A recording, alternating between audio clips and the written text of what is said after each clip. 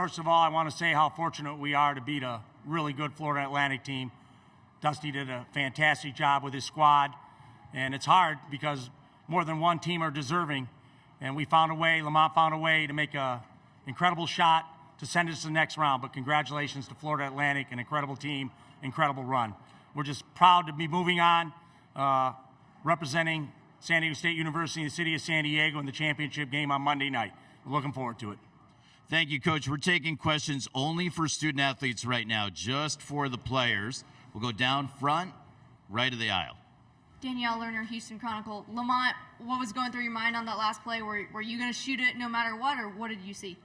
Well, Dutch decided not to call a timeout at the end. It was about 7 seconds left when we got the ball, and he told me just to go downhill and try to get something at the rim, but they did a good job cutting me off. Once I looked up, it was 2 seconds left, so I knew I had to make a shot, and I got to a shot that I'm comfortable with, a one-dribble pull-up, and I'm just glad I went in. Continuing with questions for the student athletes, same area, Pat?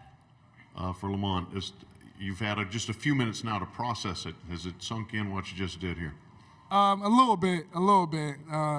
Like I said, I don't think anything is gonna sink in until it's over with. But I'm just so happy that we're in this position and we got a chance to win a national championship. We're going to the center of the room. We got to get a microphone to you. Thank you. Matt, so you've had some, some poor shooting performances in the past this tournament, but tonight you kind of picked it up and were the go-to guy. So what was different, and how did you feel? Yeah, I just felt good. I had 2 bad shooting performances these last couple games, and I just got back in the gym. My teammates are encouraging me, my coaches. Spent some time praying, do whatever I need to get right, and I just trusted myself most importantly. So yeah, I'm just thankful that I was in the position to come through. Let's get a microphone to this gentleman in the center of the room, and let's try to do it quickly. Thank you. Questions for student athletes? That's the front right microphone, Matt. Aaron Torres, Fox Sports. Matt, so, talking to you yesterday, on top of all of this other stuff, you are, very close to your degree, and I just wanted to know, we kind of, dismiss student athlete, it's all about the sports, but, how has this journey been for you, being on the road, managing the schoolwork with the basketball, because I can only imagine how crazy it's been. Yeah, it's been the longest month I've ever been a part of. Every day, I'm dedicated to, being better as a player, as a teammate. But, off the court, definitely, we have the resources to get us better, in the classroom. We got tutors here. We got some free time to do whatever I got to do. Cactus AI comes through clutch, just getting organized. So, yeah, it's hard, but it's manageable. 2 seats in on the right side.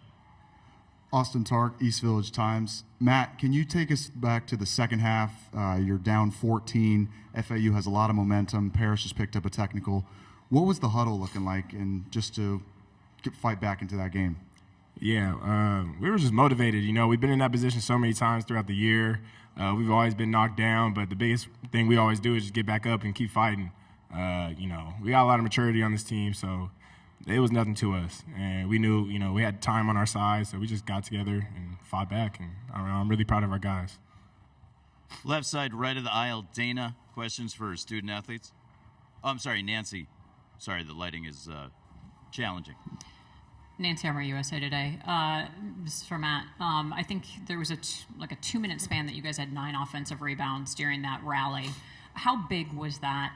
You guys ended up with 1 more rebound than they did, and that's something that they've been able to do is out-rebound teams.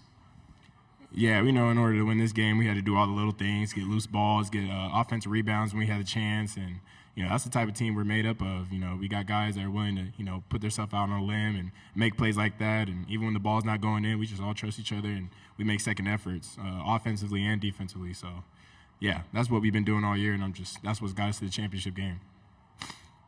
Fellas, we're going to move to the right side, East Village Times. Jaden, this is right here. Jaden, quite a homecoming. Could you just talk about, being able to have this kind of game happen in your city? It feels good. The team played well. I think shout out to FAU, they kind of kept us down the whole game, but we found a way to win. Matt plays sensational. Lamont hitting a big shot at the end, and I think everybody contributed. I just feel great, and I think we need to get another one. 2 more questions for the student athletes. We're going to take one from Zach and then Mike up front to the left. Right now, Zach, right side, center. Zach Braziller, New York Post. Lamont, after you made the shot, you didn't look like you had much interaction. You just were you just trying to look cool, or was it almost shocked at what just happened? A little shock, a little shock. Like I said, I didn't really know how big it was. You know, we're going to the national championship. That's not things that many people do. So, like I said, I was just happy it went in. It felt good once it left my hands. So, I'm just happy we're in this position. Final question for the student athletes, left side up front, Mike. Lamont, Mike DeCourcy, Sporting News. When you got down into the corner along the baseline, it looked like you weren't going to be able to get a shot off, and then you made the move to the left to clear yourself. Can you say what you saw when you got to that point? Were you concerned that you were going to not have a chance to beat the clock? Yeah, for sure. Like I said, he cut me off on the baseline. It wasn't really many angles I had. So, like I said, I got to a shot I'm comfortable with, one dribble pull up. I just tried to sell that I was going to the rim, and I just rose up and hit the shot. Jim Root from Three Man Weave. Brian, the timeout with like 36 seconds left, or maybe 40 or so, was it something you were looking for to get a 2-for-1 there and get Jaden to go really quickly so you had a chance to get the ball back? I wanted to sideline out of bounds and take a look at a 3, but we had enough time if we didn't have the 3. Said just get it to Jaden and let him get downhill because he had just gone downhill the play before. He's a tough guard in isolation basketball, so I would have taken the 3. They did a good job. We just went to Jaden and he got downhill. Coach on the right side, just off the aisle. Paul Garrison, East Village Times. Coach, could you go back to, you were going offense and defense with Lamont and Darion and Matt, etc. And you had a timeout at the end to bring in your offensive group. What was your mindset that you wanted to let that play through the group that you had been putting in on the defensive side? Just a feel. I just figured we'd get the ball somewhere around 7 seconds if we were lucky. I just thought at that time, let's just go downhill. I had 3 bigs in the game. I had Keshad, I think, AG, and Nate. I just told him, you 3 guys run to the rim, Lamont, you go to the basket, and we'll see what happens. And Lamont made a shot. I always say players, marches for players, not for coaches. So Lamont made a play and made an old coach look good. Coach, we'll move to the back of the room on the right side. Jeff Grammer, Albuquerque Journal. Dutch, about a month ago, I saw Lamont do the same thing in the pit. Obviously a little bit different from where he shot it, but I'm curious how much trust you had in that moment in you telling him just get to the basket because of what happened just a month ago. Yeah, I told him in Albuquerque to get to the rim too, and he shot a pull-up 3 and made it. So I'll quit telling him what to do and just say, Lamont, you get the ball, and then I'll live with whatever happens. So yeah, Lamont has made, most guys dream of making one of those plays, and he's made a couple already this year, and on as big a stage as there is in the national semifinals, to make that shot was incredible. So I can't wait to go back and see it on tape. Coach, toward the back on the left side. Coach, Kirk Bowles from the Austin American Statesman. You have some transfers. FAU has some transfers. Because of that, are we going to just see craziness like this every year, you think, in the tournament? And does this just kind of give everybody hope? I just think there's more parity than there's ever been. So hopefully on selection Sundays that they don't ignore mid-major conferences with really good teams, that they don't keep throwing in losing record teams from Power 5 conferences, that the mid-majors are very good. And I don't consider ourselves a mid-major. I think we're a high-major program. In the center of the room, Coach, 2 questions. Morgan Prickett, the Daily Aztec. Coach, the game could have looked a lot different if 9 of those free throws fell. What was kind of going through your head as some of those free throws glanced off the rim? Just have to trust in your routine. We made enough to win. Obviously you want to make them all. And they missed a couple timely ones too. And that's basketball. That's pressure. That's game on the line. Step up and make them. And that's hard to do. It's easy to say. It's never the same as shooting 100 on your own in the gym. You shoot it in the stadium with a game on the line. Those are hard to make. Same area in the room. Justin Cox, Daily Aztec, right here, Coach. Down the stretch of last week's game against Creighton, you went away from Matt Bradley. What does that say about him to come in today and have that type of impact that he had?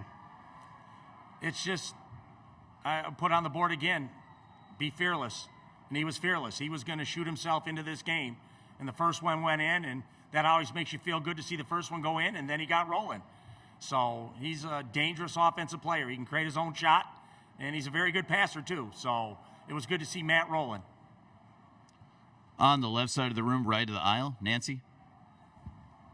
Nancy Armour, USA Today Sports. Dutch, what did you think when you guys got down by 14? That's kind of been a theme, at least lately, for you guys. Were you confident as they were, and what did you say to them in the huddle at that point? I just kept telling them, even at halftime, that Florida Atlantic plays how they play. They're up-tempo, they're fast, they're going to take open shots. So I didn't feel as if they were going to try to slow the game down and grind it out. I knew they'd continue to play aggressive basketball. And thank goodness for us, they missed a few shots, and we got a few stops and got back in the game. 2 more questions for Coach Dutcher. We'll take one right there, right side. Yeah, Dean Straka, 24/7 Sports. Brian, just wanted to ask, going back to Lamont, can you kind of recall what you remember about him during your time recruiting him as a player before he came to San Diego State?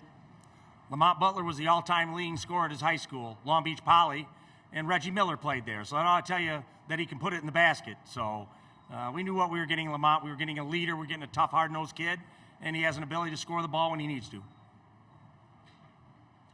We're going to go to the right side, right of the aisle. Hey, Coach Dan McQuaid, Defector Media. When you scored that 2 with 37 seconds left, do you consider fouling there with that little time left when you're going to get it back? I think with the 7-second differential, I thought we'd have enough time to get up the floor. Usually you get 1 dribble per second if you're going up the floor, so I figured we had enough time to get 6 or 7 dribbles to head up the floor, and I don't know how many he took, but it was probably close to that. One bonus question for us, Coach, all the way back into the left, Myron. Brian, your father, Jim, started coaching in 1966 at Eastern Michigan. Here you are in the national championship game. What do you think it means to him and just to be a part of that coaching tree to get to this national championship game? I know he's proud of me like any father would be proud of a son. So I'm happy that he got to watch it. Hopefully he'll be here Monday for the game. He's a little under the weather, but I told him we're going to win, Dad, so you can come in for the championship. So hopefully that happens.